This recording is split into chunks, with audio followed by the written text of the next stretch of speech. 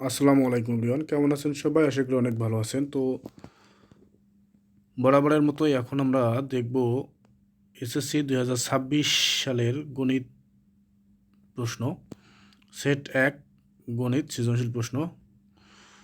2026 সালের সিলেবাস অনুযায়ী বিষয় কোড 109, সময় 2 ঘন্টা 30 মিনিট, পূর্ণমান 70। প্রশ্নপত্রে কোনো দাগ বা চিহ্ন দেওয়া যাবে না। তো দেখতেই পারতেছেন, ফার্স্ট অফ অল সংক্ষিপ্ত প্রশ্ন এখানে দেওয়া আছে। 10টি প্রশ্নের উত্তর দিতে হবে, 10 দুগুণা 20। এ 1 নম্বরে বলা আছে এ সমান x belongs N such that 24 less than equal x less than equal 28 এবং এক্স মৌলিক সংখ্যা, সেটটি তালিকা পদ্ধতিতে প্রকাশ করে এর প্রকৃতি নির্ণয় করো। 2 নম্বর প্রশ্নে বলা আছে এফ অফ জেড সমান 4x, এফ অফ এক্স সমান 4x square minus x square plus x minus 6 ফাংশনটির এর কোন মানের জন্য এফ অফ -3 ইকুয়াল 0 হবে। এরপর 3 নম্বর প্রশ্নে বলা আছে 3x মাইনাস 3/2x সমান 6 হলে 4x স্কোয়ার প্লাস 1/x স্কোয়ারের মান কত। 4 নম্বর প্রশ্নে বলা আছে বার্ষিক শতকরা 4 টাকা হার চক্রবৃদ্ধি মুনাফায় 12,000 টাকার 5 বছরের সবৃদ্ধি মূল নির্ণয় করো। 5 নম্বরে উৎপাদক বিশ্লেষণ আসছে একটি 9a square plus 1/9a square minus 2 plus 9a minus 1/a, এইটি উৎপাদক বিশ্লেষণ করতে বলছে। এবং 6 নম্বর দেখতে পারতেছেন, 7 নম্বর দেখতেই পারতেছেন সমকোণী ত্রিভুজের সূক্ষ্মকোণ দ্বয়ের পার্থক্য 12 হলে বৃহত্তম সূক্ষ্মকোণের মান কত। 8 নম্বর বলছে দুটি বৃত্তের বৃহত্তম জ্যায়ের দৈর্ঘ্য 10 ও 8 একক, বৃত্ত দুটির ব্যাসার্ধের অন্তর্গত। 9 নম্বর বলছে ABCD বৃত্তস্থ ট্রাপিজিয়ামের সন্নিহিত দুটি বাহুর দৈর্ঘ্য যথাক্রমে 8 ও 10 সেন্টিমিটার হলে ট্রাপিজিয়ামের পরিসীমা কত। 10 নম্বরে বলা আছে দুটি সংখ্যার অনুপাত 5 ও অনুপাত 3 এবং এদের লসাগু 135 হলে সংখ্যা দুটি নির্ণয় করো। 11 নম্বর প্রশ্নে বলা আছে এক্স সমান 9ab by a minus B হলে X plus 3a minus by X minus 3a এর মান নির্ণয় করো।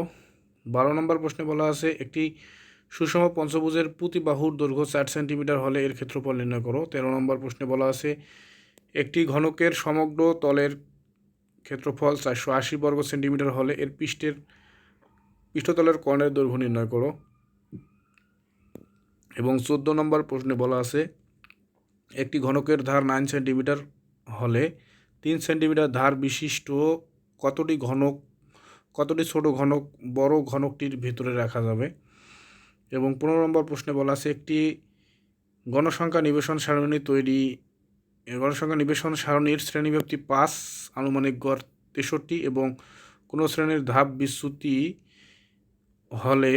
হলে ওই শ্রেণী মধ্যমান নির্ণয় করো। এই যে 10টি সংক্ষিপ্ত প্রশ্ন উত্তর দিতে হবে এখানে 10 দুগুণা 20 দেওয়া আছে 15টি প্রশ্ন, 15টির মধ্যে 10টি প্রশ্নের উত্তর করতে হবে। এরপর সৃজনশীল অংশের ক বিভাগে দেওয়া আছে এ সমান এক্স সাচ দ্যাট এক্স মৌলিক সংখ্যা এবং এক্স লেস দ্যান 4, এম সমান x belongs to Z, Z হচ্ছে পূর্ণ সংখ্যা, such that -3 less than x less than 3 এবং এন সমান দেওয়া আছে x belongs to N such that x less than equal 3 আরেকটি দেওয়া এবং ওয়াই পাওয়ার 6 মাইনাস 42√6y³ প্লাস 1 সমান 0। ক নম্বরে বলা আছে এ ক্রস এ নির্ণয় করো। সি বলা আছে এই যে 2 পর এনকে সমর্থন করে এবং দেখাও যে ওয়াই সমান √6 প্লাস √5। 2 নম্বর প্রশ্ন আসছে অনুপাত সমানুপাত থেকে এবং বীজগণিত অংশ থেকে এটি আসছে জ্যামিতি অংশ থেকে এ সমান 5 সেন্টিমিটার, বি সমান 7 সেন্টিমিটার এবং কোন এক্স 45 ডিগ্রি হলে বলছে একটি বর্গের পরিসীমা 11 সেন্টিমিটার হলে বর্গটি আঁকো।